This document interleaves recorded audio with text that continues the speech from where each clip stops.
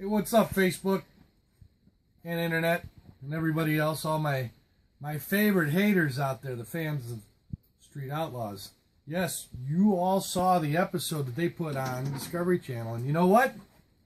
It was very entertaining. It's what television's all about, but not exactly truthful. You see, it is true that we prepped our lane.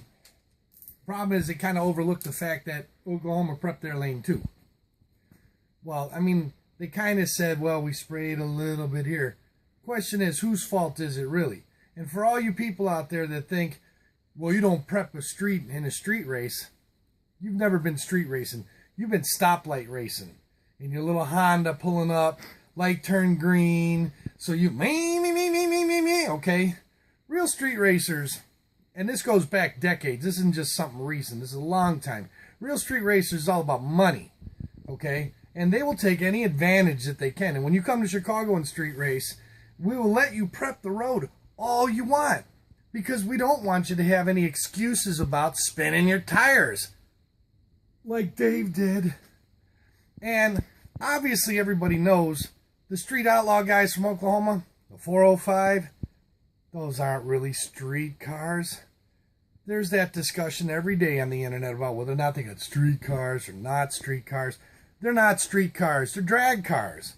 But they run them on the street. Why do they run them on the street? Because they're not fast enough to race at a track. They get their asses handed to them on a silver platter. So they're the kings of the slippery road. But when they came to Chicago, they found out that we don't care about king of slippery road. We don't care if you got $9,000 traction control devices. We don't care. Prep the road. Save the $9 grand. Spend $500 on glue if you want. Pour it on the ground. Get it nice and sticky. And some of you guys are like, well, that's like a track. Well, it is and it isn't. See, the difference is that a track, when you go to the racetrack, they do that every day of the week. But that road's got rocks on it, and it's got soccer moms driving on it and everything else. So yeah, you're putting some glue on it, maybe you get it a little bit sticky, but honestly, it's not a racetrack, it's just a sticky street. So there's a difference between sticky street and racetrack, okay? Racetrack also has concrete walls, EMTs, and you don't get busted, and you don't have to worry about the cops coming to get you unless, like, you stole something out from a pit spot next to you or something like that. You might have the cops come then. But you ain't going to have no cops coming to get you. Now, speaking of cops, because that's the other thing that street racers like to beat their chest about. They run from the cops. They're always one step ahead of the police. And given the light of the police these days, I suppose maybe that is something to be proud of.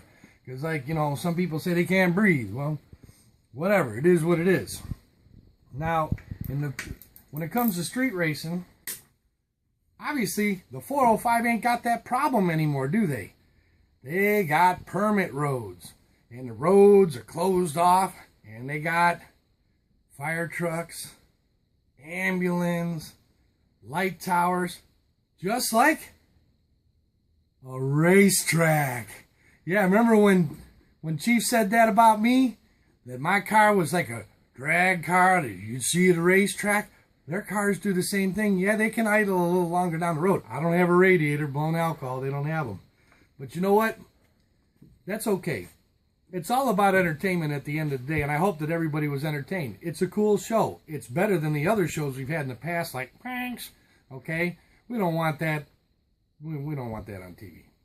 So this show is supposed to be entertaining. So all you people out there, when you watch this stuff, take it with a grain of salt.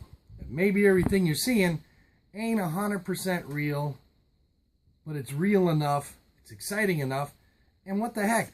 It's the middle of winter. What else are you doing? Right? That's why they kind of like show it this time of year. They film it when it's warm, and they show it when it's cold outside.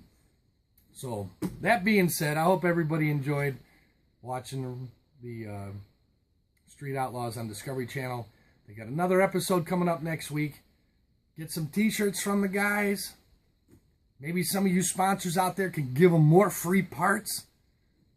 Maybe if a few came my way, it'd be okay too. So far, I've had to pay for all this. I don't get the free stuff like they do. But that's okay. TV stars.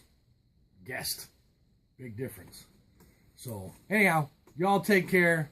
I hope I answered all your questions. Oh, I know what I missed. What did I miss? I'm looking at my camera guy. He don't want to talk. That's okay. What did I miss? People say, Tuff, why did you chicken out going down to OKC? Well, I didn't. Chief called me up, gave me 3 days notice. I had to work that weekend. He made a big deal about it on the show. And everybody, you know, I want to do a rematch, obviously, but that's 15 hours away. So it's not like I can just drop what I'm doing at work, come home, grab all my stuff, and get out of here in 3 days. I offered them 3 other weekends to try to race, to do a rematch. That wasn't good enough. They stuck with the weekend that they knew I couldn't be there. Now you got to ask yourself, why would they not accommodate a weekend when I could be there? Maybe it's because I played the Gap Band on them once already. They didn't want to do that again. So they had a little fun with the episode. Stay tuned. And by the way, if you think $10,000 of TV money buy you anything, $20,000 worth of TV money don't buy you nothing either. Not even a stick of gum. But hey, enjoy the show. It's on next week, 8 o'clock, Discovery Channel.